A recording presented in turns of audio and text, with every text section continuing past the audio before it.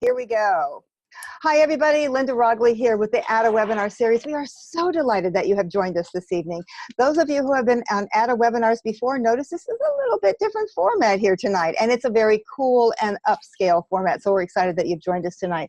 We have a very special guest tonight, and I know that many of you know her, and you know, sometimes when you're on video, you actually do feel like you know someone, even if you haven't talked to them in person. And of course, she has lots of information to share with you tonight, but I want to share a couple of things before we go there. Number one, some of you this may be the first time you have joined us for an ADDA webinar, and the ADDA webinar series is something that we do every 2 weeks throughout the entire year. It's all free. Most of them are for members only, but let me tell you something, that joining ADDA is a very reasonable cost to take care of a lot of things with ADHD, and we have such amazing speakers. So consider and first of all, I need to rewind because I'm so excited. I'm getting like a little kid. I forget things, right? ADDA stands for Attention Deficit Disorder Association.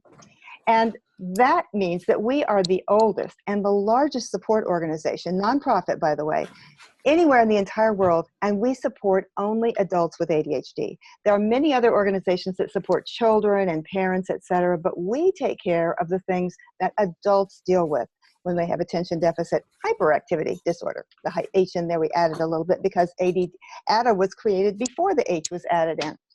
So let me tell you about what we're doing tonight. There are some opportunities for you here to win free memberships to ADDA, and there you can see all of those webinars for free. Fabulous!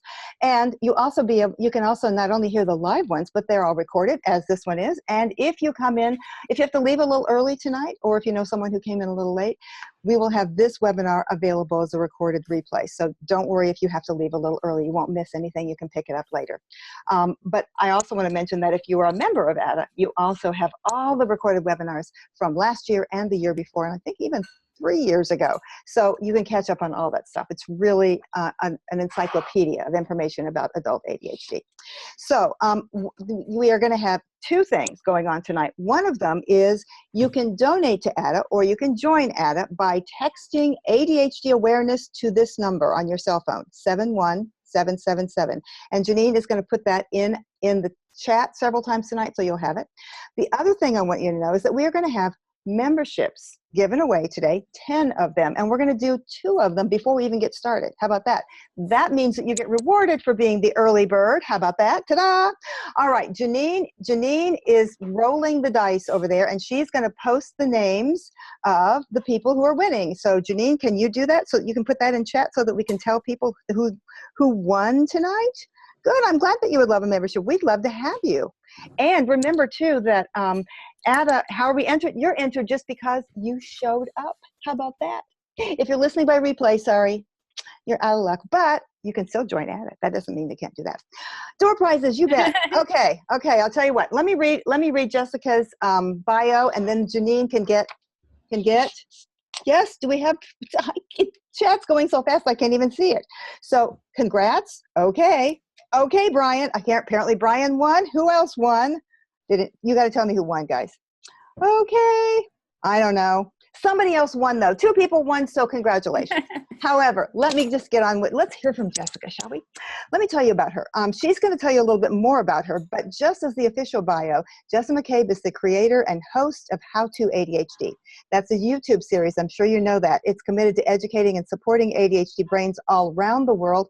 Her outreach and her message have been featured by Upworthy, ADDitude Magazine, Today.com, and she recently gave a TEDx talk, and I just watched it tonight. It was fabulous, so I invite all of you to do that. She posts new episodes to her subscribers every week at http://howtoadhd.com. We'll put that in the chat as well. Jessica, welcome. We are so thrilled you are here tonight. Thank you so much for having me. This is so cool. And I love seeing the chat. Pardon me if I get distracted by all these comments. I know, it's really like amazing. And the chat goes so fast and furiously sometimes I just forget what I'm doing. And so I just have to not look at it, you know. So anyway, tell me a little bit about about your experience and how you got to this, because the whole conversation tonight is how failure became a success. So that's something a lot of us, I think, simply have trouble with. So Tell us how you did it. Give us all the how-tos. Yeah, absolutely. So I wasn't diagnosed until the age of 12. It's kind of a common thing that girls get diagnosed a little bit later. I was lucky that I got diagnosed as soon as I did. And it was because my cousin, who was a boy, was a troublemaker, and he made it to a psychiatrist and got his diagnosis. And then they were like, your mom is a lot like you. And then she got diagnosed. And then they were like, you're a lot like your aunt. So then I got diagnosed. So yeah, if anybody's like, I don't know if I should tell people about my diagnosis, like, please do, because you might help somebody. I would not have gotten diagnosed if they had not been open about that. So I'm really grateful for that. I did okay in elementary school. Like, I had a lot of support, a lot of structure, and I was a gifted student. So I kind of slipped under the radar, and my parents just kind of overlooked the fact that I came home without a jacket, like on a regular basis. Like my mom would send me off to school. My dad would pick me up, and he would pick me up and I'd be filthy, like just filthy. Like my hair's a mess and I'm covered in mud. And he'd be like, why did you send her to school like that? And I'm like, I didn't. So there were like little signs, but it wasn't until junior high that I really was disorganized and emotionally dysregulated enough and didn't have the support structure, was responsible for getting myself to class on time, that I got diagnosed. Mm-hmm. So I got put on medication. I took Ritalin at first, and then we tried different medications over the years as they got better. Tried, all of them pretty much, like Strattera, Vyvanse, Adderall. I've tried everything. And I'm on meds. I'm still on meds now. But what I found out was, first of all, they were amazing for me. Like my GPA shot up a full grade point, like without me doing anything differently, without me trying harder, right? Like my brain could do the things I was trying to do, and everything was so much easier. I compare it to having glasses and, realizing you can see for the first time. And you're like, I didn't know that the world looked this sharp. Like I thought everybody saw the world all fuzzy. So it made a huge difference. But when it got to being on my own and being in college, like I realized really quickly, like my life was just falling apart. Like I was trying new interest after new interest. I dropped out of college. I, had a boyfriend, went to another boyfriend. Like I would put everybody else's problems ahead of my own, everybody else's goals in front of my own. I still had a lot of low self-esteem left over from just a lot of the struggles that I faced with my ADHD. And so, I was at one point, I was 32 years old, and after having a bunch of failed careers, a bunch of failed friendships and relationships, and, I'd been married and got divorced, and I was still waiting tables. And I was like, I'm doing something wrong, because I'm working really hard, like really hard. I never had time for anybody. I had friends that would call me up and be like, hey, let's do something. And I'm like, I can't, I got to do this and I got to do that. I would work 2 jobs and I'd still manage to ruin my credit. Like it was really tough. And so at 32 years old, I finally looked at my boyfriend at the time and I was like, I got to do something different. Like I'm really interested in learning what's holding me back. Like maybe if I put as much energy into figuring out what's going on with my brain, like why I keep failing at everything, like that's a lot of energy I'm pouring into things that are going nowhere. Maybe I'll redirect that energy for a while into figuring out what's up. And that's what I did. I started the YouTube channel with his support, and it's been amazing. I mean, it was a little over 2 years ago, and since then, like we're incredibly successful. I got to, thanks to my Patreon supporters and the money I make on YouTube and sponsorships and stuff, I was able to not only employ my husband, now we're married, but I was able to quit my job waiting tables in December, which was really exciting. I'm doing speaking. Thank you. It was so exciting. It was so exciting because there would be days I would go and I'd be like pouring coffee going, I want to help people. Like, why did I have to leave the house in the middle of like helping people to go pour coffee? Like, it was so frustrating. So I love that I can do this full time now. I'm doing speaking engagements. We have a business manager. We're working on other things. I have other projects in the works. I might write a book someday. Like, it's just really exciting. And it's just, I never thought that was possible. I would look at the people that I was waiting on and be like, well, they're successful, right? Like I'm not successful. Like I took a wrong turn in life or I'm not good enough somehow. Like I felt like they were a different species altogether. Right. So it's kind of huge for me that now I can go to a restaurant and be like, yeah, I am my own boss. And I started this channel and like, I'm doing well and I'm happy. We have a new puppy. Like things are good. And I'm satisfied. I'm fulfilled in a way that I never was before. And I didn't think that was possible.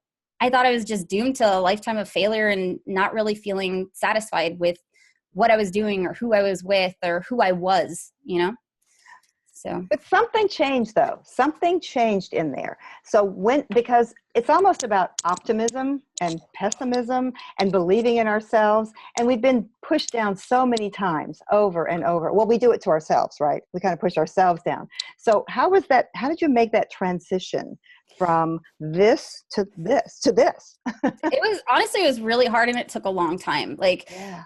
learning about how my brain works made a huge difference, because now that I understand the equipment I'm dealing with, I'm not just like pounding on the copier anymore. Like, I know I need to change the toner if I want to print something, like, I don't know why nobody tells us early on, like, hey, it's kind of important to understand what you're working with. Like, what kind of body are you working with? What kind of brain are you working with? Like, and whether you have ADHD or you're living with, working with, dating somebody with ADHD, I think just understanding how the ADHD brain works helps so much. Because if you try to drive a manual car using, what you would do with an automatic, like, people are going to be like, what's wrong with you? Like, just press harder on the gas pedal if you're not going anywhere. Right. And it's like, if you have a manual transmission and you don't know how to, I don't know, what is it, the clutch or whatever, like, it's not going to work. You're going to stall out, and you're going to be like, why? Everybody else is doing fine. What is wrong with me? And it's like, no, you're just driving a different kind of car, and you got to know that. So that was huge.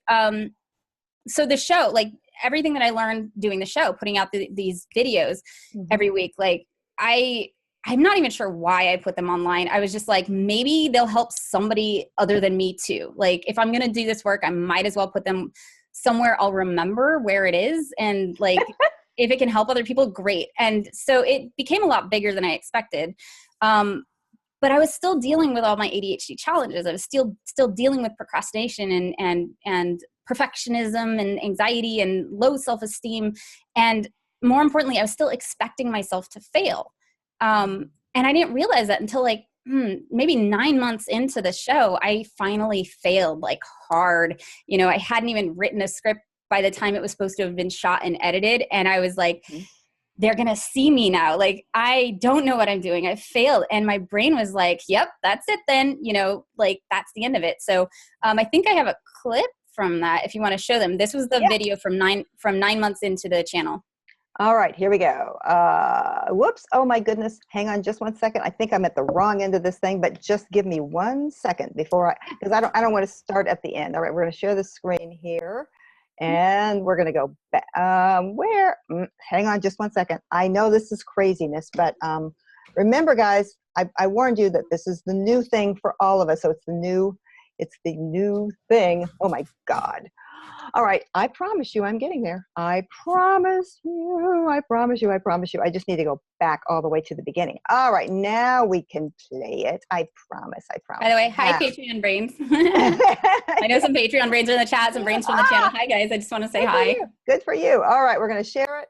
Then we're going to start it. And there you go. By now, I'm used to failing. I'm used to disappointing people. I'm used to doing it wrong, feeling incompetent, giving up.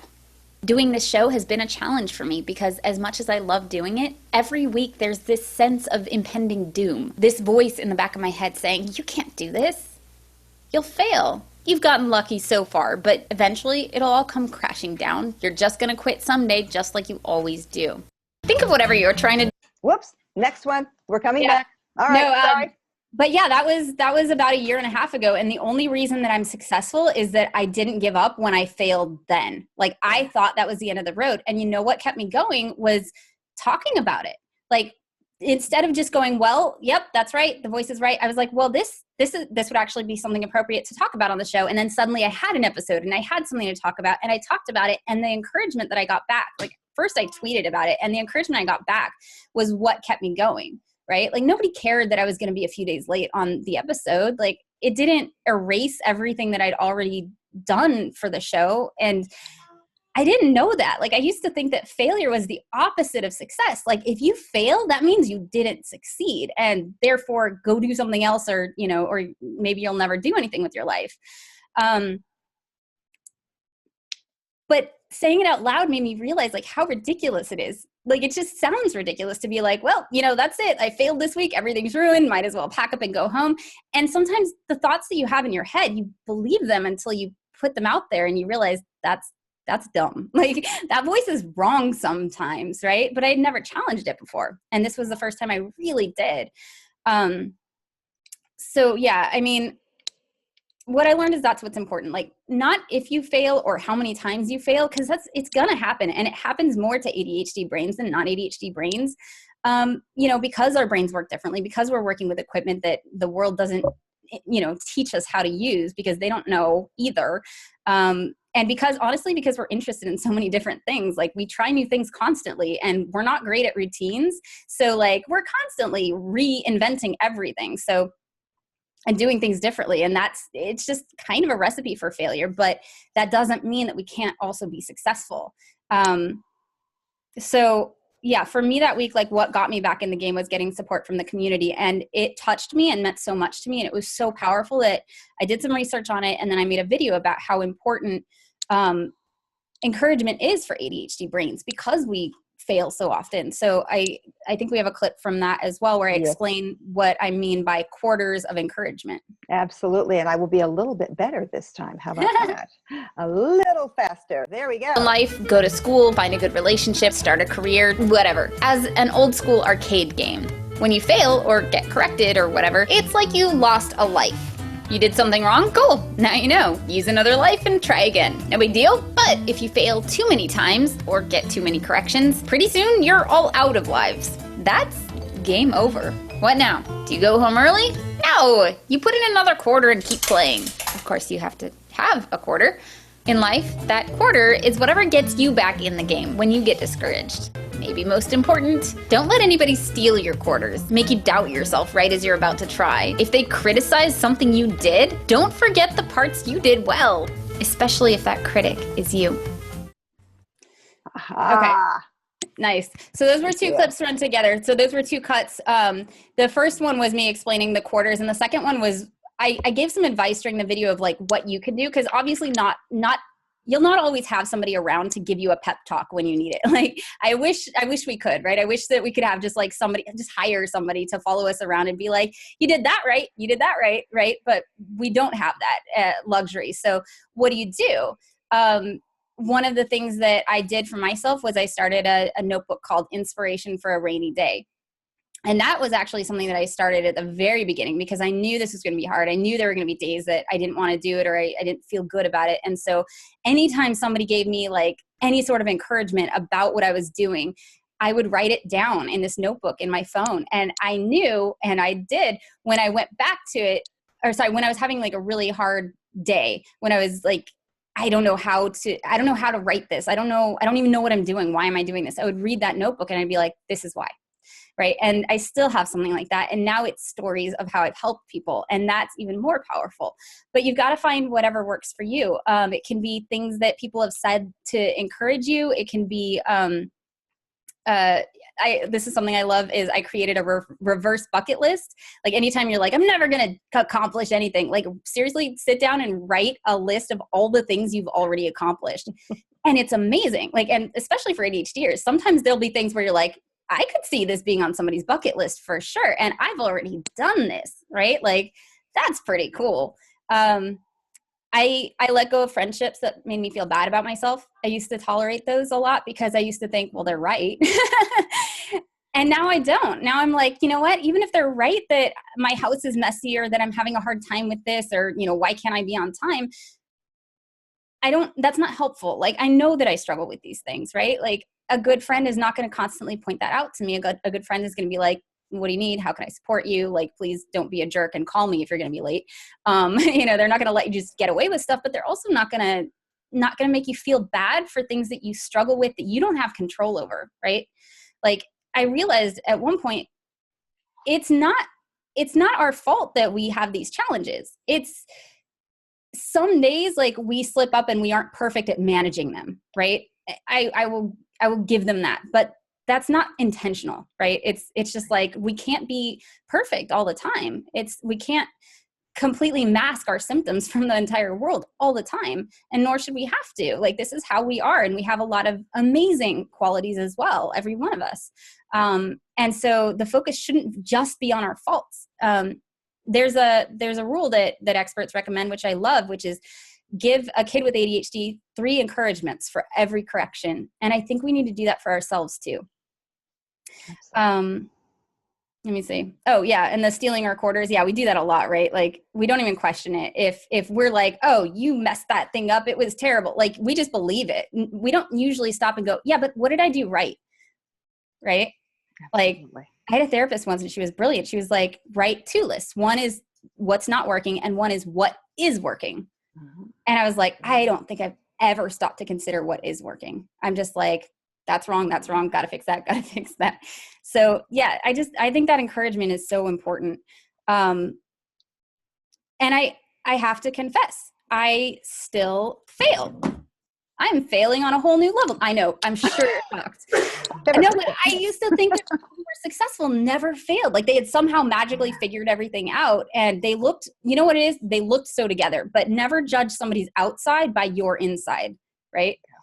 And like when you have ADHD, maybe you don't even judge their outside by your outside because sometimes your outside is a little messy.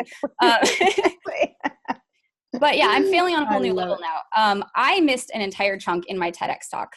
And it was really important. And when I found out after I got off the stage, I was kicking myself because I was like, that was the most important part. I was talking about how ADHD is genetic and this is how we know. And these are, there's a slide in the TED Talk and you can still see it. They cut out the pause where I was like super awkwardly staring like a deer into headlights for a second, which was very nice of them.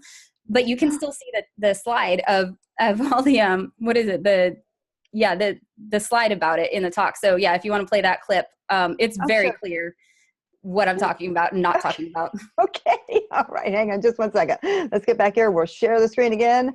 This was whoops, we want to be here. There we go. We're going to share it. We're going to start it. And here we go. While rates of ADHD diagnosis are increasing, it's not because of an increase in sugar or technology. There it is. Or lack of spanking. It's not. Any more than people drowning in swimming pools is because of Nicolas Cage. Correlation does not equal causation. Those are real numbers. So yeah, was not in the talk. I was about to back up what I said with a bunch of research. And I was just like, just trust me. It's not because of that. And I was just like, I can't believe I forgot that. That was an entire section. And I was so nervous during that TED Talk that I was shaking. We didn't finish it until like the very last minute. I was so tired. They were giving us a tour of Bratislava right before the day before the TED Talk. And I should not have gone on the tour. I was so exhausted from staying up all night finishing this that I couldn't finish the walk. Like they had to leave me behind and get me a cab back to the hotel. And it was so embarrassing. But you know what? I did it. And yes, my fashion choices were questionable. Yes, I cried as soon as I was done, right on stage, right in front of everybody.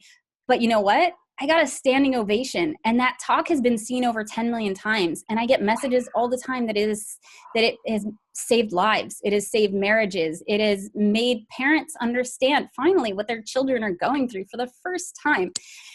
And so I just want to tell you guys, like, you don't have to be perfect to make a difference. It's totally okay to fail, like all along the way to whatever success you're going to find. Failure is not an event.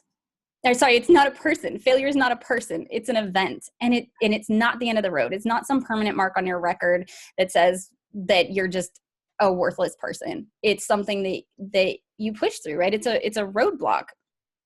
Well, I just want to take just one moment and say that as I mentioned, I watched the TEDx talk just before we got on, as I was curling my hair and doing everything at the last minute to try to get here on time and not look horrible and all that kind of good stuff and pretend that I'm okay, right? Pretend I'm perfect.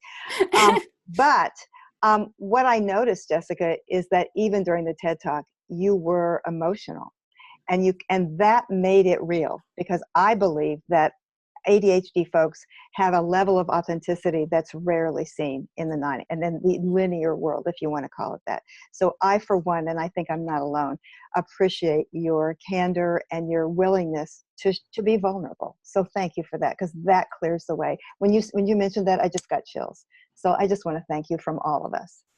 Thank you. And I think you're completely right. I think that we tend to be more honest and more vulnerable and more real. And also we have like a BS detector on us. Like we can tell when people are full of it, right? And Absolutely. We don't gravitate toward that, which is, it's one of the things that we tend to overlook, like all the things that are kind of special about us, we tend to kind of take for granted. So yeah. I'm glad you pointed that out. what is it here? Okay. So I wanted to say one last thing, and then we can take questions if that's Sure. cool. And by Great. one last thing, I mean like another page of notes, but, But nobody can see the slide. right. No slides this time. You noticed it. So I just want to challenge people, like, to think about, like, what are the things that when you get discouraged, and I mean, like, yep, the voices in my head were right. I give up, discouraged. Like, what will keep you from giving up? Right. And there's a difference between switching strategies or even switching careers and giving up, right? Failure is feedback. So sometimes that feedback is like, hey, maybe this isn't the right career for me. And sometimes that feedback is like, no, you're on the right track. You just might need some strategies, or a therapist, or a coach, or, or support from, wonderful organizations like ADDA, or even just to call a friend. Right. And there's a difference with my acting career. I was an actress before this. With my acting career, I hit wall after wall after wall. Like, it was not right for me. I was so bored out of my mind memorizing lines. You know what I do now? I print out my scripts on 30-point font, and on these pages, and I like have a board that I just tape it to. I don't have to memorize anything. Like, I just cut around all the mistakes. It's fantastic. I hated waiting around, and so now I'm like, researching and writing and producing and like all this stuff. It's great for my brain. I had to find the right thing for me. And whereas I was a failure before, I'm successful now. And a lot of that is just having the right fit, having something that engages my brain in the right way. So it's not like, no matter how many times you fail, like, just keep going. Like, maybe switch directions, right? Like, maybe switch directions, maybe switch tactics. Don't beat your head against the wall doing the same thing all the time, but also understand that even learning that that's not the right thing for you, that is progress, right? Or that strategy did not work for you. That's progress. Like, you're on the road to success. As long as you haven't just completely given up and are like hiding in a hole in the ground and refusing to answer your phone for more than like a couple of days. Like, a couple of days, I get, right? Like a couple of weeks, like, get to a therapist. Yeah. But yeah, those roadblocks that we encounter on the road to success, they're just feedback. Like, don't go that way. That's not right for you. Or maybe don't drive on the curb, or whatever it is. But these constant roadblocks and detours can still be frustrating, right? Like, even if we're like, yes, I'm on the road to success. Like, sometimes after the 10th failure, you're like, come on, right? Like, okay, yes, fine, I'm on the road to success, but can we please speed this up? I got started a little late. Like, I got lost at one point, and people are really counting on me to get there, and the party started already, right? So there's a little impatience. So two things for that. First of all, ADHDers, and I found this out recently, tend to be late bloomers. Part of that is developmental, right? Neurodevelopmentally, we're usually a few years behind as we grow up. Part of it, I think, is we need to try everything in the world before we settle on something. You're not the type to like happily settle into a career, right out of college, and that's what we do for the next 40 years. Like, some people maybe find it right off the bat, but a lot of us explore. And I don't think that's a bad thing. Everything I've ever tried and given up on, I use now. Everything. I'm able to put to great use on this channel.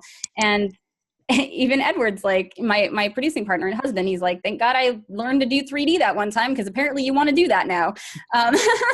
Right. And he's like, he pulls out his like, unused for 3 years green screen. And then I'm just like, great.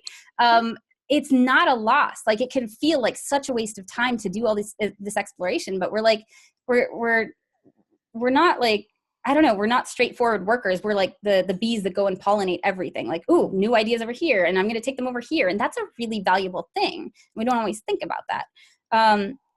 I put a post on my Facebook page, which I don't know if there's a way to link to in the description. I asked ADHDers who love their jobs what they do for a living. And the posts were amazing. And the amount of people who found what they love to do in their 30s, 40s, 50s, beyond is incredible, and it's inspiring. And I really wish that I had seen that before I decided at age 30 that I was just never going to do anything with my life. Like, I just didn't realize we're late bloomers. Second, I just think it's really important to know how to separate failing from being a failure. It's so different. It's not the same thing at all. And I know a lot of successful people, and they all fail a lot, like a lot. And part of being successful is being willing to try new things. You try new things, you fail, right? And then you add the ADHD challenges on top of that. It's part of it. You have to be ready to fail. And once you know that that's part of it, then you can take the feedback and keep going, knowing you're one step closer to success. Absolutely. My first coach, which was years and years ago, told me that from breakdown comes breakthrough. And I've always remembered that because it's held me in good stead. But I love the fact that you said failure is feedback. I think that's a classic and wonderful line. And the other thing I want to mention about that, and so thank you. I think that's so I'm just going to applaud for everyone.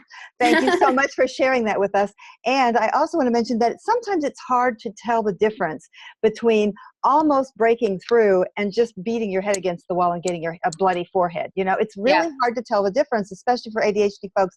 And it works the other way too, I think, that sometimes we want to jump ship too quickly because this is getting boring, but everybody has boring, but we just don't function well with boring. So what do you think about that? Because it's something that's always kind of bugged me. Yeah, I think that that's when it's really good to bounce stuff off other people. I think it is important to have your brain engaged. I'm not the kind of person that like just trudges through boring stuff. I think that that's really bad for our brains, like, because maybe we can do that for the first year or 2 years or maybe even 5 years, but eventually we're going to hate going to work, right? Our brains are going to go on strike. So you got to give your brain what it needs, and it needs to be engaged. So if you are in a, if you like look at your elements of interest, right? Like if you're really interested in like performing and like working with kids and stuff like that, like being a teacher might be great for you, but you get that promotion to principal and now you're in an office talking to adults all day and being in charge of paperwork, probably. I don't know what a principal does, but like that's not nearly as fun, right? So you have to do what's right for your brain rather than what's right for your finances. Like my measure of successful is you are doing something you enjoy and you are happy and you can pay the bills. Like Absolutely. that's it, right? Absolutely. It does not matter how much money you make. But if you have a good network of friends, like your friends can probably tell before you can, like, I don't think this is right for you. And a lot of times out of sheer politeness, like my first marriage was like this. After I got divorced, a lot of people were like, oh, he was not right for you. I'm like, would have been really nice if you had told me. And they were like, well, you wouldn't have listened. And I was like, you're probably right, but at least I wouldn't be mad at you right now. So ask for feedback. Be like, okay, first of all, like, what do you guys think? You know me really well. And because we can talk ourselves into anything. We can be like, oh no, this is totally what I should be doing with my life. If all of your friends are like, I don't think so, maybe there's something there. Second of all, whatever job you're in, if you're like, this is the job I want, or this is the job I'm stuck in for whatever reason, but I'm bored, like find other ways to engage your brain, right? Like make it challenging, find ways to make it interesting. Like be like, okay, is there, what is the challenge of the day? Maybe the challenge today is to find something interesting about what I'm doing. And then your brain steps up to that challenge and suddenly you're engaged. But I don't think that the answer is to just trudge through. Got it. I agree with you completely. Thank you so much. All right, we're going to switch to questions unless there's something else you want to end with before we go to questions. No, that's great. I want to hear from these guys. Perfect. I'm going to pick up my pen because I fell on the floor, so I'll be right back. All right. Now I get to admit. So you see, I'm not perfect. I dropped my pen on the floor. So we actually had a couple of questions come in before we even got started tonight. So I'm going to share those, and then we've got lots and lots and lots of questions. Somebody wants to know. I just have to tell you, I don't know. I'm not going to use your names. I'm going to let you be anonymous. So I will not. I don't know whether it would embarrass you or not, but I'm not going to mention your names on the Q&A. But I just have to say that the tagline for this question is "Stay awesome and don't climb trees." I think it's a great tagline. But the real question is, what would be some of the ways to get a comprehensive diagnosis in an adult? Because are there different kinds of assessments? He or she is getting a diagnosis at a family clinic, not sure that that's really the appropriate place and the appropriate test. You got any questions? You got any ideas about that? Yeah, from my understanding, at least in the U.S., a family physician will only be able to spend 15 minutes with you. That's what the insurance is paying for of their time. 15 minutes, in my opinion, is not enough time to diagnose ADHD. It's too complicated. There are too many things that look like it. There's too many comorbidities, anxiety, depression, autism. There's just so many things that are close that share symptoms that I think you really need a proper evaluation. So my husband was diagnosed after we started the channel, about a year into the channel. I kept going, are you sure you don't have ADHD? And he used to look at the videos and be like, wow, these must just be helpful for everybody. He was sure he didn't have it. But he got diagnosed through a psychiatrist, and it was a process. And, he had to answer, fill out forms, answer a lot of questions, try out the medication. That's actually fairly common to see how you react to the medication. Sometimes that will confirm the diagnosis for a psychiatrist. But the first psychiatrist he saw and the therapist he saw before that both said you don't have ADHD. So I'm also an advocate of getting a second opinion if you feel like they didn't get it right. Absolutely. And I think that there are certainly, it's sometimes difficult to find somebody who is a good ADHD diagnostician, I guess we can call it, but it's worth trying and trying again. So getting it right is really important. Another question came in that says, how can we ADHDers who don't have the hyperactivity component get ourselves to do what's necessary in those boring tasks so we can finish things? That was my add-on. Say that one more time. Well, if you don't have the H, if you don't have the hyperactivity, how do you get yourself motivated to push through those boring tasks? If you're not able to get motivated to push through the boring tasks, yeah, again, like I probably already answered this with what I said before. I don't think you should. I don't think you should push through boring tasks. I think that sets you up for failure in the future. Edward drove himself to just kind of push through for a long time, and now he's almost allergic to starting because your brain just rebels against that. So again, find some way to engage your brain before you start, like whether you take medication, whether you play a game with yourself, whether you pay yourself $5 if you finish on time that day, whether you, I don't know, whatever challenge you want to come up with or whatever you find interesting about it. I would do that before you start whenever possible. And for students who have to study and do all that boring stuff, like Pomodoros work really great. Mm-hmm. Either 10 minutes of solid focus, like you don't get to check anything that would distract you, and then you get a 3-minute break, or 25 minutes and then 5 minutes off. Got it. Perfect. Okay, let's move into the questions that people have given us today. But before we do that, we're going to give away another couple of memberships to ADDA. And ADDA, of course, is sponsoring this webinar. For ADDA, remember, if you came in a little bit late, it stands for Attention Deficit Disorder Association. We didn't have the hyperactivity because that was long before the H came into the DSM-4, 5, etc. But we are going to do 2 more memberships to ADDA, which means that you can check out all of the webinars that we have going on. Janine will give us a couple of more names, and the chat's going so fast I can't even. There, Lisa Ward. Oh, there you go. And who else? Somebody else? I don't know who else. But anyway, thank you, Lisa Ward. And that is really cool because Lisa sent us a question, but I won't tell you which one. So congratulations. Don't forget, you can donate to ADDA or join ADDA. All you have to do is text ADHD awareness, and the number that you text to on your cell phone is 71777. 71777. I believe Janine will put that in the chat for you. And before you go to the next question, I had seen like a comment come in. I think somebody said I wasn't correct about primary health providers. If that's true, great. Like that was primary care physician. If your primary care physician will give you a thorough evaluation, great. Like that's not been my experience. And in fact, one of my first primary healthcare providers I had to fire him because he wouldn't give me the medication when I was younger because he was like, well, girls don't have ADHD. And so I threw a fit. Actually, I think he fired me. I think he was like, I can't, you aren't allowed to come to my office anymore. But he deserved it. Yeah, no, I get it. But what I think what you're talking about is that there's no generalization here. Some primary care folks are really, really good. As a matter of fact, some pediatricians are really good at diagnosing adults simply because they deal with ADHD more than internists, for instance. And some psychiatrists who say, oh, of course I know about ADHD. They don't. That was what I was going to say. I actually talked to a guy who said that literally they got 20 minutes of education about ADHD, and that was a psychiatry residency. That's not just general medicine. 20 minutes of information about it, which is why there are some organizations out there right now who are actually trying to improve training for professionals so that they can recognize it. I've heard people say that they went to one doctor and they said you have it, and another doctor and they said you do not have it. So remember, It's really difficult, and if you believe that these symptoms sound familiar, keep at it until you find somebody who actually believes you. It's not that you should diagnose yourself, but let's face it. There's some common themes here, guys. All right, guys. What was the most surprising thing you learned about or gained from starting How to ADHD? Great question. Thanks. Yeah, no, the most surprising thing I learned about was how many people are ashamed of it. I was actually really lucky because when I was diagnosed, like, my aunt was the coolest person in the world to me at the time. And so I felt like I got to join a cool club because I was like her. I had ADHD too. And I actually, speaking of education, I got no education about it. I got handed pills and that was it.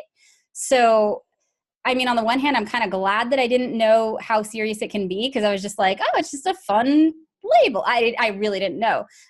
But once I started talking about my own struggles really openly, because I didn't know that I was supposed to be ashamed of this stuff, like sometimes I would be frustrated, really frustrated with myself, but I wasn't like, oh, I'm a horrible person because I have ADHD or because I struggle with this. And the amount of people who felt liberated by the fact that I was able to talk about it really surprised me. I think it's awful. I think it's awful how many people are shamed for what they struggle with, or are made to feel like ADHD means that you can't accomplish things or you're less than somehow. Absolutely. Absolutely. Thanks for mentioning that. We've got some questions about work. Somebody said they're having a hard time focusing at work. It's affecting my performance. I've tried, but nothing helps. My boss is aware of my ADHD. And I want to say that we've had another question about, should we tell my boss about ADHD? So that's another issue you can kind of throw in there. But even though this person's boss is aware, he's still displeased with the performance compared to what's expected. So here's the expectation and here's the performance. So what should I do? That's the real question. What do you do? That's super common. We're actually going to tackle that in an episode shortly. We're going to do one on accommodations that you can ask for at work. And whether to tell your boss or not is a really kind of personal decision. On the one hand, if you tell your boss, like, you're protected under the Americans with Disabilities Act, at least if you're in the US. So that can be a good thing. So talking to HR about that, and then asking for accommodations, like, you don't have to make it a big deal, make it a win-win situation where you're like, hey, this is how I work best. Is it cool if I wear headphones while I work, or, face the wall instead of the door, whatever is helpful for you, you can ask for. And most accommodations don't cost anything. We work from home now. And so one of the things that we've started doing is we do a daily check-in and a daily check-out. So that has made a huge difference. Every day we go, hey, let's meet for 10 minutes and make sure we know what we're doing today. And we've broken our tasks down. And at the end of the day, we check out and go, okay, what did I do? What did I not do? What do we have to do tomorrow? And that simple one thing has made both of our performances way better than they used to be. It's made a huge difference. But you got to find strategies that work for you. And sometimes if you do decide to tell your boss that you have ADHD, I would suggest saying, this is what it looks like for me, because a lot of times bosses don't necessarily understand, or they have a stereotype in their head of what it means. Well, you're not bouncing off the walls. I don't know what you want me to do for you. Right. It's important to let them know, well, there's these executive function challenges or whatever. And if you go to this website, askjan.org, I believe, it's a website where you can look up different disabilities and accommodations that are helpful. And so that's something I'd recommend. Maybe you show your boss, but at least look at yourself. Got it. So let's continue in this career work situation. Somebody said that they fidget a lot and she shuffles around, and that, that's difficult, that people are noticing that, but also issues with coworkers. How do you deal with coworkers who are noticing, hey, you're not pulling your weight, that kind of stuff? How do you deal with that? Oh, yeah, that's really tough. First of all, the fidgeting, I am a huge believer in fidget toys. Find fidget toys that are appropriate. The fidget cube was designed to be appropriate for the workplace, but there's a lot of different things. Even, if there's a pen you like to click on and off, try to find one that's not too noisy, or these are probably meant for kids, but I love them. The Tangle is amazing. If you're at a meeting, just having it looped around your fingers and just being able to fidget with it while you work is incredible. I love those things. So I personally have no shame about it. I'm like, you know what? This is what works for me. You brought coffee to work, and coffee does nothing for me, but you know what? The fidget helps. So deal with it. Absolutely. I'm not hurting you. What was the other half of the question? Well, it was about, how do you deal with coworkers who see you as kind of different, and and they are maybe critical. I mean, that's not what was said. Or not pulling your weight. Yeah, exactly. God, that's really tough. That's really tough once you start to affect other people's ability to do what they're doing. Yeah. I honestly don't have an answer for that. That's something, let me think on that, and maybe I'll do an episode about it, because that deserves more thought and care. So let me think about it. Okay. Well, and then we have thousands of questions, not really, but we have 100 questions here, so we can't get to all of them, but I'm trying to combine them here. If you want to do an episode about it, you might want to add in, somebody said, how do you handle coworkers that critique your messy work area? She says, or he or who says, I'm super sensitive about it, and I'm really self-conscious about it, but then people notice, and why are you, can't you get your desk cleaned up and all that kind of good stuff. So anyway, all those things kind of tie in together. Let's just stay one more minute on career. Do you think that there is a best career for ADHD? And we have I think a wife of a guy. She says, I don't have ADHD. My husband has it, but how can I help him find a career that really fits instead of just kind of spinning? Do you have any suggestions about how to find it? Yeah, I have a few. First of all, again, it has to be something that engages your brain. And I heard a great piece of advice once, which is don't follow your passion, follow your effort. So I loved acting, but at the same time, like I didn't really put the time into the things that you need to do to be an actor. Like I liked the idea of it. I enjoyed acting, but like 90% of acting is memorizing lines, driving to auditions, like it's waiting for a phone call. And I hated that. So my effort was not there enough for me to be successful. My effort is there with the show, right? So that's helpful. Again, look at your elements of interest. Like, what do you like? Do you like performing? That doesn't have to be, performing with a guitar on stage. It can be teaching. It can be, babysitting. I don't know. There's lots of different ways that you can use your elements of interest. But look at that. And also maybe look at your strengths. There's something we did recently. It's Gallup's, baby, what was the Clifton Strengths? Yeah. Is there a website for that? I can find it. Okay, Edward's going to find the website for it, but it's really cool. It's like, it was $20 and we got to take a lot of, it was like a really long survey that then told us what our strengths were, and they were dead on. And I was like, you know what? I wish I had taken this 10 years ago too, because it's really nice to know what you're good at and just use all that information to kind of guide you. But really, it has to engage your brain. I know I keep saying this, but it has to. Absolutely. And that's what this is all about. So, all right. So thank you. So let's switch gears just a little bit. A lot of questions about medication, but you've talked about your own issues with medication, that you went on medication. I guess one of the questions is, did it take you a while to figure out exactly which one would work and all that kind of good stuff? And did you stop and start them? And I know you said that you're still continuing to take meds, right?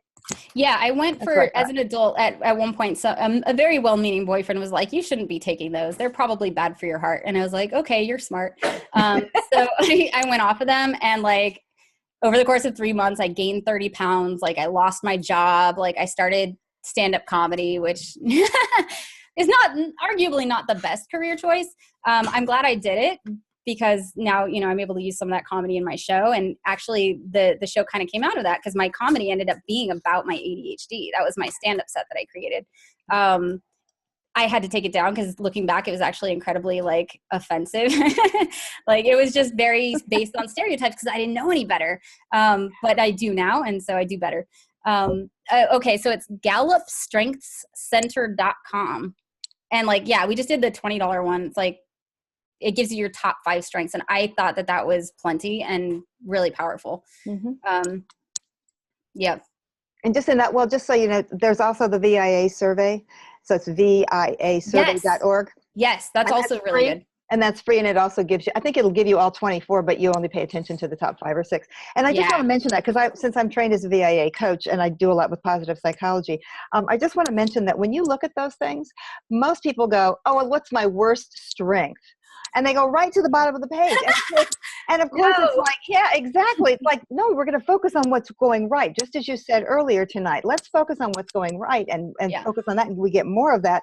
But we look at, and I have to tell you that my lowest strength is self-regulation. Now, duh. I'm shocked. Self-regulation. I know. Almost all of the people I send there, lowest one, self-regulation. But that's, again, kind of going back to that, it's just making my head bloody because I need to get enough self-regulation on board so that I can function in the world. But I am not going to be, whoever, Martha Stewart or Marie Kondo or whoever the heck it is. I'm just not going to be that. And you know what? It's okay with me. So. Yeah, successful people don't focus on their weaknesses. Like they manage them, but they focus on their strengths and they play to those. Absolutely. And then they hire or work with people who are good at the other stuff. Delegation. We love it. Well, just one more quick question about medication. This woman said, I wasn't on medication as a child, which I didn't try them as an adult. Is it too late to start them? Did I miss my chance? What do you think? As an adult, no, not at all. There are a lot of adults that get diagnosed. Sometimes, from my understanding, it can be, even as a kid, like it can be a process of trial and error. So just be prepared for that. Like you might try stuff and it doesn't work for you. I was lucky that the stimulant medication I took worked right off the bat, but it was still like the going off it was kind of harsh. And so over time we found medications that worked better for me. Strattera did nothing for me, but for some people it's great. Right. And it really depends on your brain. Like it depends on you individually. It's not like there's a best medication for ADHD. So you just have to try and see what works. Absolutely. I got it. Lots more questions about medication, but they all kind of center around that same kind of thing. Here's a great one. Any tips for perpetual tardiness? I'm a parent, so juggling family members in addition to my own challenges, I'm never on time. Yeah. Okay. So a couple of things. One is it's really hard to be on time. It's a little easier to be early than to be on time. Because on time means like you have to be there right on the dot at 2:00. Like trying to be at work at 2:00, like that's not really possible. But I can be at work like between 1:30 and 2, right? That's a bigger window to hit. So that's helpful. And a lot of us tend to resist that because we're going to be bored, right? Like we're going to show up, we're going to waste our time, we're going to be bored waiting. Like bring something to entertain yourself, or like have a rule that you can download a game that you only get to play if you're early somewhere. So like you have incentive, I guess, is helpful, but also getting a better sense of time. We're fairly time blind. We have a really skewed sense of how long things actually take. And so Eric Tivers taught me this, who's a great ADHD coach. He taught me that it's a great idea to write down your activities and write down how long you think they're going to take, and then write down how long they actually take. And I did that for a couple of days, and it was very tedious and incredibly enlightening. And I realized something taking less time is not the same thing as it taking no time.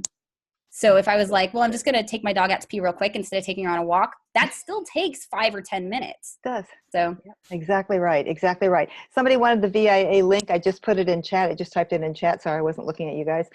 Somebody wants to know if this is going to be available later. Yes, it is. You will be able to hear the replay later. Let me go back up here and talk about some more questions. Let's talk about relationships. Somebody wants to know, is there the right kind of person to be with someone who has ADHD? I mean, patience comes to mind. I know. But no, I mean, I don't know that there's anything specific to look for. I think that it's important that they understand. And that's not a type of person so much as like something I would ask of your partner is like, hey, learn about this with me, because it's going to make it a lot easier for both of us. I can't tell you how many people are like, how many people write to me and they're like, can you just tell my husband that he's being annoying, or that I was like, no, but I can educate you on why this is happening. Right. So just understanding what somebody with ADHD is going through is really helpful. And, I think it's great if they complement your strengths. So Edward we have very different types of ADHD. Like I'm very like go getter and, like out there and like very impulsive. And he's more like slow to start, trouble with transitions. And so we complement each other really well. He's great with computers and spreadsheets and all that. And like, I would die. But if there needs to be like a quick calculation, like I can do it in 2 seconds and be like, oh, it's about this. And he's like, okay, I'm still going to need to do my spreadsheet to make sure like you're not completely screwing up our budget. But like in a pinch, like I can make a quick decision and he can make a thorough one. And those are just great. We balance each other out really well. But I'd say like, having patience, at least understanding, and a good sense of humor probably is a good idea too. Because we get bored, Like if your partner doesn't like to do interesting things or doesn't have a great sense of humor, like I've been in those relationships where the guy is great, but like I am just bored out of my mind. Like I need stimulation. Absolutely. Absolutely. I got it. So I'm jumping around. I apologize, but first of all, we're going to give away 2 more memberships to ADDA, the Attention Deficit Disorder Association, supporting adults with ADHD. There are peeps, guys. So Janine is going to come up with 2 more people. She's choosing them from the people who are still here. So hang in there. If you haven't won yet, you may win. We still have 6 more to give away. Actually, we do. We have 4 more to give away after this. So Janine is going to put some names up there. Congratulations to those of you who win, because it goes so fast I can't even see it. But I will congratulate you later. And Janine will be in touch so that you can get that. You can get in touch with ADDA and get that membership. By the way, if you want to donate to ADDA, don't forget you can do it or join ADDA for that matter. Just go to ADD.org. That's the ADDA website. And you can, if you want to donate, you're going to get an email about this tomorrow. So don't worry, you don't have to remember all this stuff, but you can text ADHD awareness to 71777. God, I sound like a commercial. I hate that. But nonetheless, I don't want to waste time saying that kind of stuff, even though it's really important. Because one of the things I didn't mention about ADDA is that it's all member supported. So it is a nonprofit. And the only way we get money is through memberships, donations, and perhaps some grants that we get from people who support ADHD, which tends to be big pharma, and people go, we don't want to deal with big pharma. So we need you guys so we can stay neutral, right? And not there's anything bad about big pharma, just don't hear that. No, we do the same on the channel. We don't take any money from pharmaceutical companies, and it's fairly member supported too. So it's a good cause. Absolutely. If you guys can join, I recommend it. Plus you're giving away prizes. So tell them, but tell them how they get a hold of you. Cause I've had several people say, how do I find out the episodes? How do they find you?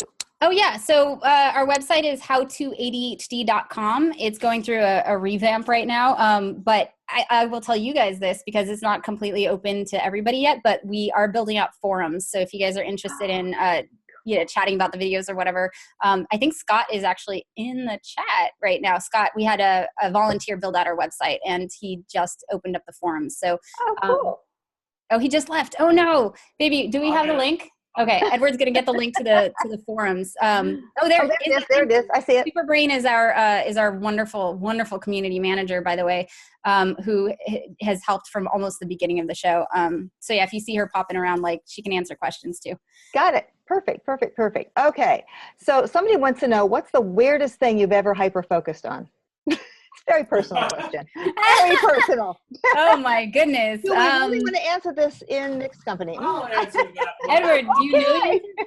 Honestly, I don't know if I can remember the weirdest one. There have been so many. Like there were probably times when I was like last week I was very hyper focused on getting string cheese into the tiniest little cubes possible because I'm training my new puppy and I wanted to give her treats, and they say keep them small. So I was like, must be even, must be small. And I spent a long time hyper focused on string cheese.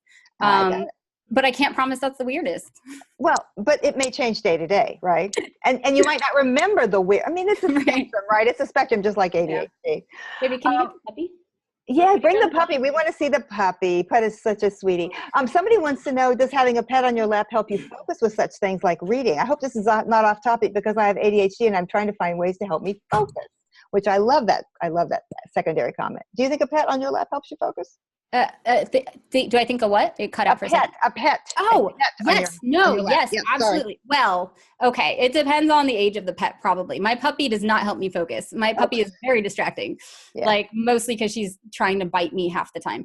But yes, an older pet, like my girl Brandy, I have an older dog, and she's in the room every time I shoot. Like pets make wonderful, what is it called? Body doubles, right? Mm-hmm. Like if you're like, hey, I'm going to do homework. Hey, come on, dog. Come with me. We're going to do homework. And you have your dog next to you or in your lap or your cat or whatever. Mm-hmm.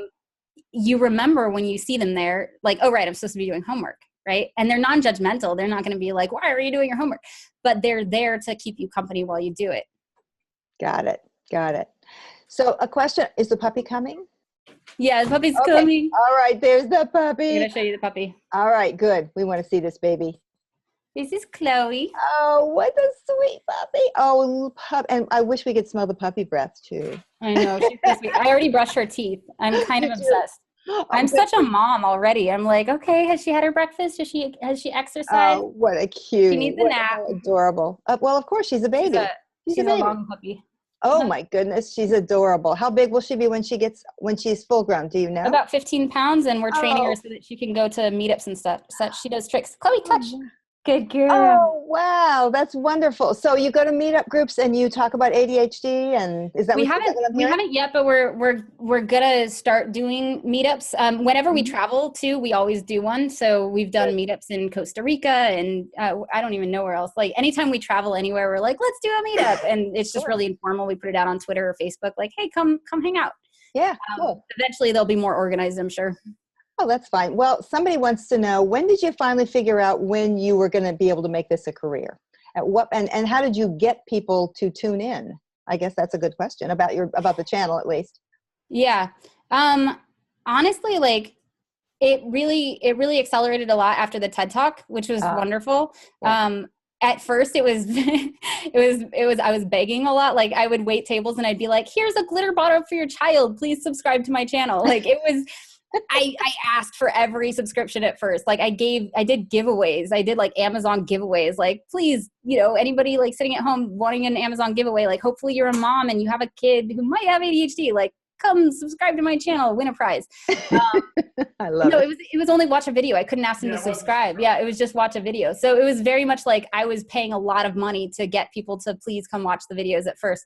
But after a while, like now it's kind of growing on its own. But the Patreon, the way I got support was through Patreon, and it was right around that failure video. Actually, like my brain just started going on strike. Like I refused. I was so tired because I was working full time waiting tables and working full time on the show and like researching and writing every week. And I'm not a researcher. I don't know what I'm doing. So I was like having to work extra hard to try and figure it all out at the same time. It was just so much work that I was like, okay, at one point I was like, if somebody doesn't give me $1 and tell me this is worth my time, like I can't keep this up. And I started my Patreon, and the first donation I got was on my way to work. I got $100 from one of our supporters, and it was the guy who built out our website. Like, and it was just like, okay, I'll keep doing this then. He's our longest supporter. Yeah. Oh, that's wonderful. That is wonderful. Well, I know you have fans out here, and there's one of the questions. I know we're not going to be able to take any more questions because we are at the end of the hour, you guys. However, I just thought this was such a sweet comment. I'm going to try, desperately trying to find it, but maybe I can just paraphrase it here. It said something about what advice would you give to if you were 20? She said, your videos are how I found out I had ADHD, and that was just Monday of this week. Oh my God. First of all, welcome to the tribe. Holy cow. That's so new. And good for you, like already going out and learning stuff about it. That's awesome. So 2 things. 1, you're 20. 2, you have ADHD and you just found out about it. First of all, like don't do anything else yet, but just learn about your ADHD. Don't try to make any changes yet. Like that there will be time for that. When I was 20 years old, at least, like it felt like there was never going to be time for anything. Like everything was urgent. I had to do everything right now and be successful right now. And it's like, and then at 32, I was like, okay, I guess I had more time. Like maybe I should have done a little more research or planning or something. So yeah, you've got time. I'm sure everybody says this to you, but you're young. So yeah, first of all, I would say like take the time to learn about your brain, and some of that is the ADHD, and some of that might be, if you need to go to therapy. A lot of people, when they first get diagnosed, need to kind of go and unravel like all of the, the beliefs they had about themselves growing up that are explained now by the ADHD. Sometimes that's something you need to work through. And if that's true for you, there's no shame in that. And Chloe's eating the ukulele. Like I said, distracting. Yeah. But yeah, learn about it, take your time, and pursue, because you're the age where you're in college, or you're just starting out with life. Like make sure you pursue stuff that's right for you and not what you think you should do. Should is like the worst for anybody, but especially for ADHD brains, because you're never going to get your brain to do what it should do. Absolutely. Only what it's going to want to do. Like you got to train it like you train a puppy. That's exactly right. And give it little string cheese things. But no, I'm just teasing. Honestly, like I just did a video about habits. Speaking of habits, I have my ukulele. I just did a video on how to start a new habit. And one of the things is like, you've got to provide yourself a reward. And for ADHDers, especially, that reward has to be immediate, because we don't care about a beach body in 6 months. Like a beach body is not now. Like donuts are now. You've got to give your brain incentive to do the things you want it to do. Yeah, absolutely right. We have literally 100 questions left, and we literally have 2 minutes to do them. But instead of answering more questions, because first of all, go to the site, number 1, go to howtoadhd.com and watch videos until you just laugh and cry and know that you are among friends, number 1. And I'm so thrilled about this 20-year-old who just was diagnosed and realized that he or she has ADHD, because you're not 42 and you're not 62, because you got it early, and that's amazing. So I'm so thrilled for you. It's really fabulous for you. But let's give away more memberships before we say goodbye. Janine, can you give us, I believe we have 4 more memberships, so if you can pull out the names of 4 more people who have been here tonight, and several people have said, I really want those. I want to mention something about ADDA again. Someone wanted to know if ADDA was just in the United States. No, ADDA is worldwide. It's online. Go to ADD.org and you will find all kinds of support groups. You will find information about ADHD. I'm a former board member, so I'm very attached to ADDA. And the last thing I want to mention is that ADDA and CHAD and ACO, which is the ADHD Coaches Organization, are combining all their efforts this year, and we are having a joint ADHD International Conference. It's going to be in St. Louis, Missouri. It will be here in the United States, but it'll happen in November. So I just want to give you a heads up, because there is nothing like being in the room with other folks who get it. Look into your eyes, touch you on the shoulder, and say, baby, I feel your pain, and I feel your joy. Because that's when that's when the tribe is really important. And even if you can't be there, be online. Join us at ADDA. Join Jessica on howtoadhd.com. It's just we need it. And baby, my thought is one of these days people are going to realize how special we are. And instead of saying something like, God, I'm so glad we got rid of that employee, they're going to be saying, oh my God, do you know any other ADHD folks? Because I just lost mine, and I need to give her an extra bonus because I couldn't keep her because they hired her away because they tripled her. That's what we're waiting for. Yeah. So, all righty. Last comments before you sing, because we're going to have her sing. Yay! She's going to sing, and this is a premiere. This is an exclusive premiere today. Well, Patreon got to see it first. Okay, the people who pay for me to be able to do this got to see it first. But after that, all right, fabulous. Any last moments you want to say in these last few moments that we have together? Me? Yeah, you. No, just come hang out with us on the channel. We have a really positive, supportive community. And I've got, research consultants. So like the information is always like vetted pretty well. Good. It's fun to watch. It's really ADHD friendly if you guys haven't seen it. Yeah. Perfect. All right. And here, tell me the name of this song. Dun, da, da, da. Okay. And presenting Jessica. This is Try Different, parentheses, the Fish Song. And this is based on the TED Talk. And the TED Talk, I talk about how, I did a spin on how if you judge a fish by its ability to climb a tree, it'll live its whole life believing it is stupid. And I think that applies to many different conditions, dyslexia, but like ADHD, definitely, because we're like, if we aren't aware of what our challenges mean, we're just like, why can't I do it? Like, it should be easy. Everybody else can, right? This is about getting fish out of trees. Can you just do a quick play to make sure the audio's okay? Oh, yeah. Is this too loud? Sounds good to me. Okay, cool. Okay. So I just learned the ukulele kind of last month, and this is my first song, and I've never performed it live. So please bear with me. This is going to be super raw. There will be a more polished version to listen to on the channel very shortly. Okay, here we go.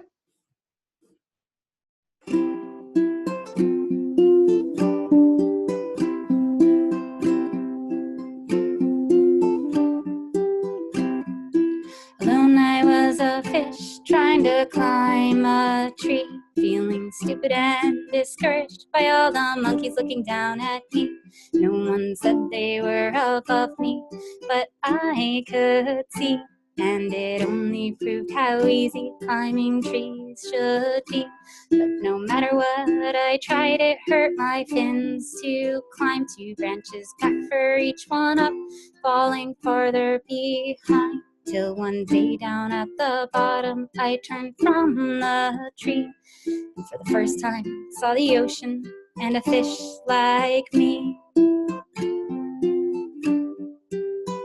And the fish said, hey, you, it's totally true. We fish aren't great at climbing, but that doesn't mean we aren't great at swimming, jumping, diving. The world is full of fish like us, ones climbing to fit in. But potential turns successful when we learn how to swim. I gotta turn the page. So when you get discouraged, try different, try again. Because failing might just mean you're trying to climb instead of swim. I looked down at my fins and saw the fish was right. I wasn't built the same, and maybe that's all right. So I took a breath, jumped in, and tried to swim. And when I floundered, other fish helped me learn to use my fins. And he showed me, yeah, dude, it's totally true. We fish aren't great at climbing. That doesn't mean we aren't great at swimming, jumping, diving. The world is full of fish like us, once climbing to fit in. But potential turns successful when we learn how to swim. So when you get discouraged, try different, try again. 'Cause failing might just mean you're trying to climb instead of swim. When I looked back, that tree was tiny. I had come so far, and the fish were all amazing, though some still had their scars. And most of us were happier than we thought we'd ever be. Turns out the ocean's more exciting than any tree. The world likes to convince us that we should all climb trees. So sometimes fish don't realize how awesome fish can be. So next time you see someone at the bottom of a tree, pass along this message from those fish and me. Be the fish that says, hey, wait, hang on. I turned the page too soon. Be the fish that says, hey, you, it's totally true. Fish aren't great at climbing, but that doesn't mean we aren't great at swimming, jumping, flying. The world is full of fish like us, once climbing to fit in. But potential turns successful when we learn how to swim. So when you get discouraged, try different, try again. 'Cause failing might just mean you're trying to climb instead of swim. It's okay if you don't know how to climb. Go out and swim. Wow. You have lots of clapping. We have lots of clapping. Oh my God. Thanks, guys. Amazing, amazing, amazing. Everybody loves it. They want the words. They want to download, get it on iTunes. And it'll be on the channel a few days from In now? a couple days, yeah. Couple days? Yeah, it'll be up on, or it's up on Patreon now, but we just did another recording of the ukulele track to make it a little cleaner. So we're still putting that together, but it'll be up shortly. And the music is there as well. Sean Rosenberry, who I think is in the chat, is a music teacher who transcribed it. So you guys can play it if you want. Good deal. Oh, fantastic. Fantastic. It has been an absolute pleasure having you here tonight. All of you, and Jessica and Edward off camera, and Janine off camera, and even off mic. We are so thrilled that you've all been here tonight. Don't forget, check in with ADDA. You're going to get a message about it tomorrow. Check in with ADDA because it's an amazing, amazing group of people. It's a tribe just like Jessica is a tribe. So that's kind of nice. We kind of melded our tribes because there's power in numbers, right? So yeah, Jessica, and it's really nice because there's a lot of support for parents, teachers, kids with ADHD. There's not a ton of support out there for adults, so I'm glad that you're doing it. I'm doing it in video form now, so adults need support too, is what I'm saying, and that's okay. We absolutely do. We need a little hug, and I'm going to give you a little hug. All right, you guys, we'll see you next time. Don't forget, there's another ADDA webinar in 2 weeks, and it's going to be fabulous, and you can find all about it on the ADDA website. Jessica, thank you. Edward, thank you, and we will see you next time. Thank you. Take care. Bye, brains.